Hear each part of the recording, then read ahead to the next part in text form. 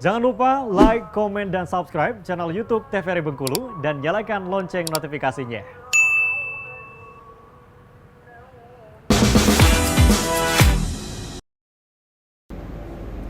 Terima kasih pemirsa, tentunya kami senang sekali Anda masih setia terus menyaksikan opini obrolan pas di sini. Kita masih bersama Ibu Vera Oktari, seorang founder, owner juga dari Vera Kue dan juga Pizza Zaza yang ada di Kota Curup.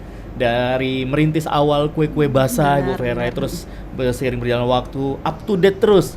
Memang kalau untuk mengembangkan satu bisnis itu kita harus mengikuti perkembangan zaman, ya, Bu Vera, ya. Mengikuti pasar, selera pasar itu harus kita ikuti. Kalau enggak ya kita bisa ditinggal. Benar-benar. Nah, kita kembali lagi ke awal-awal mula Ibu Vera merintis usaha ini, tepatnya 2013-2014. Untuk memang benar-benar saya sepertinya ini adalah dunia saya gitu. Otomatis kan ada pemikiran jangka panjang. Benar. Saya bisa sukses nggak ya dari sini? Terus juga resikonya juga. Kalau di dunia bisnis kan banyak resiko ya. Benar-benar. Bisa saja memang gagal benar-benar gagal. Gagal benar. Berhasil memang benar-benar berhasil. Nah, apa yang dipikirkan Ibu Vera pada saat itu, pada saat awal mula merintis ini?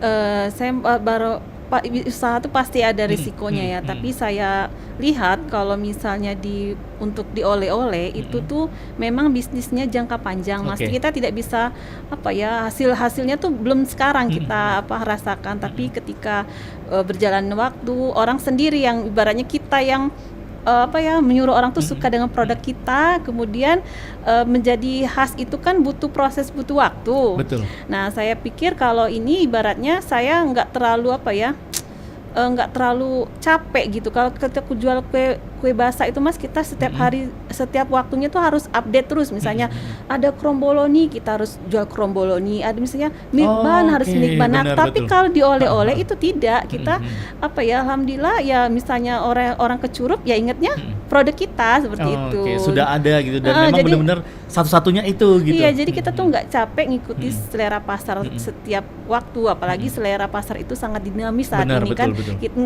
Kemudian dari produk basah itu juga orang juga kan seleranya tuh kan berbeda-beda. Jadinya kan kita ya ibaratnya nggak setia kalau misalnya ini udah ada update, yang lama udah nggak ada produksi lagi kalau kue basah. Tapi kalau oleh-oleh ya tetap kayak gitu aja. Mau sampai pun ya oleh-oleh memang seperti itu gitu. Jadi memang benar-benar komitmennya dan konsistennya yang harus dijaga. Fokus, gitu ya. Wah, luar biasa. Dan kalau kita lihat nih dari profilnya dan juga pengalaman beliau nih pemirsa, banyak sekali nih. Pernah menjadi instruktur juga untuk jurusan bakery dan juga jurusan pengolahan buah UPTD BLK Kepahyang yang juga bersertifikat BNSP. Di Jakarta 2019 sampai sekarang. Sampai sekarang masih berlanjut. Alhamdulillah saya masih bekerja sama dengan UPTD BLK Kepahyang karena kan untuk menjadi instruktur saat ini tuh kita harus memiliki sertifikat metodologi BNSP seperti itu. Jadi nggak kalau ngajar sana misalnya kita bisa ngajar ya ngajar, ada persyaratan juga seperti itu. Tetap harus punya sertifikat dari kompetensi BNSP itu kita tadi. Ya benar.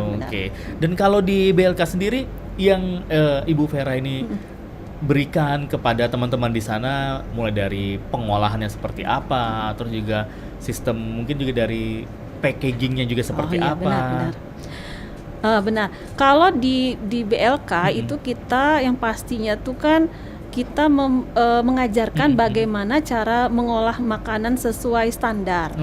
Kemudian kita diajarkan bagaimana standar dari GMP, K3-nya, kemudian teknik-teknik dasar. Sebenarnya kalau dunia baking itu, Mas, kalau kita tahu teknik awal itu maupun resep ada yang di internet itu kita bisa bikin semua. Tapi intinya tuh kita sudah harus menguasai teknik dasar seperti itu. Kalau misalnya kita sudah tahu triks dan tipsnya itu, jadi ketika kita lihat resep kita tuh langsung bisa bikin seperti itu. Sudah tahu gitu sudah ya. tahu langkah-langkahnya, cara-caranya seperti apa seperti itu. Jadi memang teknik-teknik dasarnya itu yang benar-benar pondasi untuk bikin itu kita sudah tahu gitu. Benar. Jadi pada saat berkreativitas enak gitu, enak ya, mencampur-campur gitu. Iya benar. Sebenarnya kalau cake itu ya base-nya seperti itu, tapi tinggal tuh cara inovasi dan kreativitas kita seperti itu. Oke.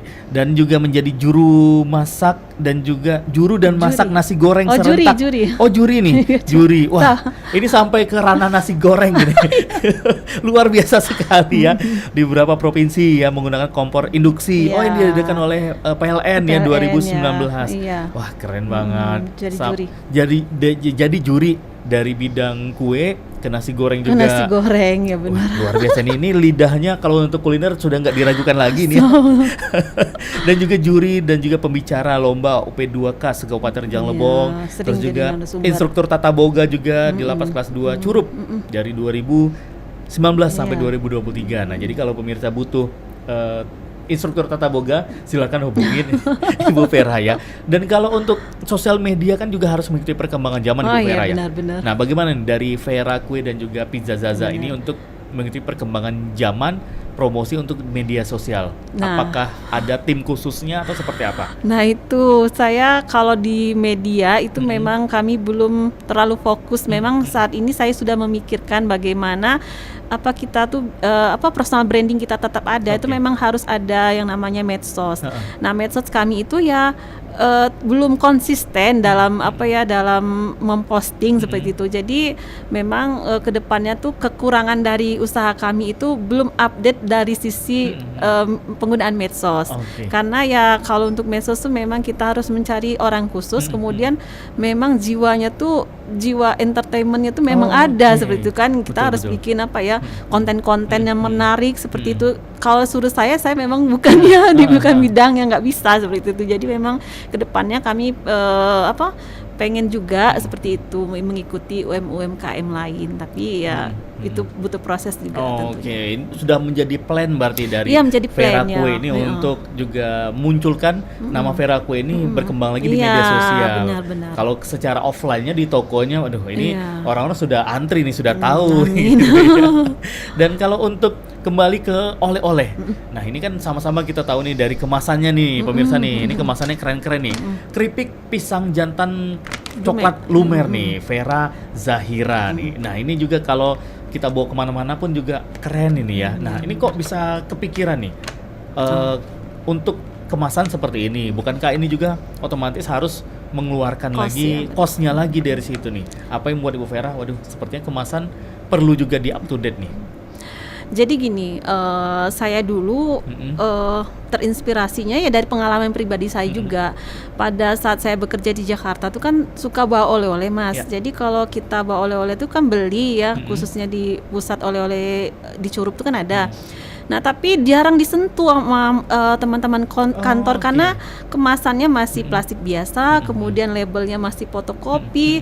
Nah mungkin dari saya tuh kepikiran gimana bisa menciptakan oleh-oleh tuh yang lebih update seperti yang di kota-kota besar seperti itu. Jadi ya terinspirasilah seperti itu. Kemudian saya butuh proses juga mencarinya, harus cari bagaimana di mana kita cetaknya, gimana desainnya. Nah itu butuh waktu. Alhamdulillah saya mendapatkan tempat desain yang tepat, kemudian tempat produksi packaging yang tepat, itu yaitu di Bandung. Akhirnya saya sharing juga kepada teman-teman UMKM lain. Alhamdulillah UMKM Curup yang satu kelompok sama kami itu sudah menggunakan standing pot semua.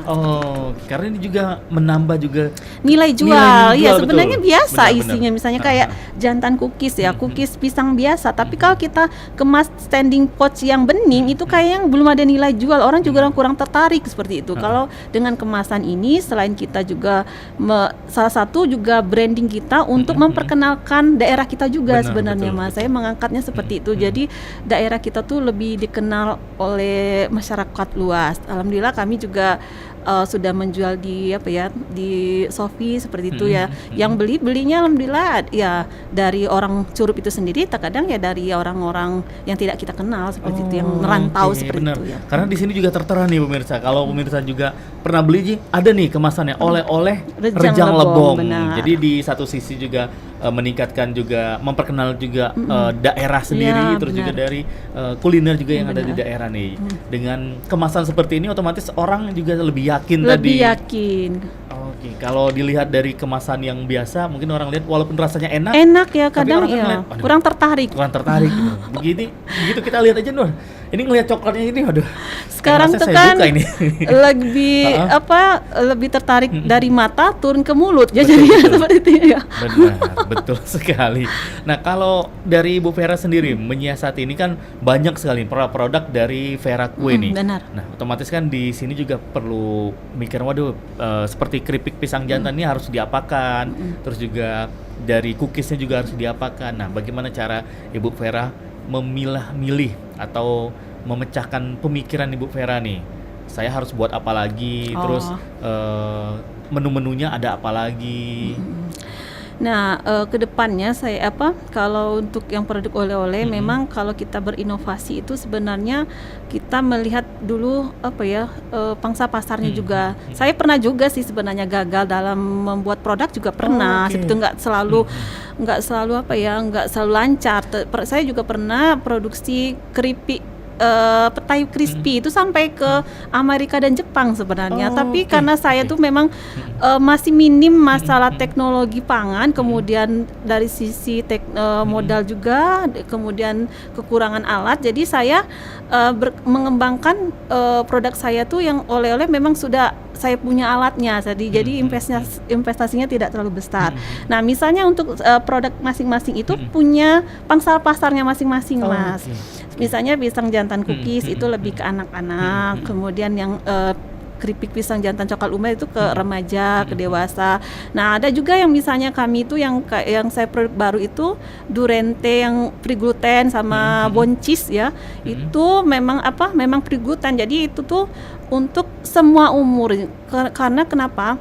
Karena saat ini tuh customer untuk di luar tentunya itu memang dia tuh lebih cerdas dalam konsumsi, lebih memilah-milih gitu ya, lebih memilih-milih bahan apa yang dipakai gitu. Kemudian aman nggak buat dia seperti itu. Jadi makanya kami menciptakan produk gluten free saat ini. Kalau untuk yang kedepannya kami belum tahu, tapi kami lebih aware ke gluten free karena itu segmennya tuh belum banyak orang geluti, kemudian itu lebih banyak disuka oleh orang tertentu menengah ke atas seperti itu. Kemudian itu juga tidak menutup kemungkinan untuk siapa saja mengkonsumsinya, karena kan kalau free gluten insya Allah dia tuh kan mudah dicerna oleh pencernaan seperti itu. Untuk anak-anak sekalipun juga usia 3 tahun, 2 tahun juga aman gitu. Apalagi yang khusus autis kan memang dia alergi terhadap tepung kan. Jadi itu kami bisa selain dia free gluten tapi rasanya enak. Jadi kami bisa mau dia alergi mau tidak, dia tetap bisa mengkonsumsi dengan enak seperti itu. Oke, luar biasa sekali. Ini terobosan yang dilakukan oleh Ibu Vera nih pemirsa, dan pasti kita akan ngobrol-ngobrol lagi dengan Ibu Vera. Tetap jangan kemana-mana pemirsa, dan pastinya kita akan kembali setelah yang akan lewat berikut ini. Tetap setia di Opini Obrolan Pas di sini.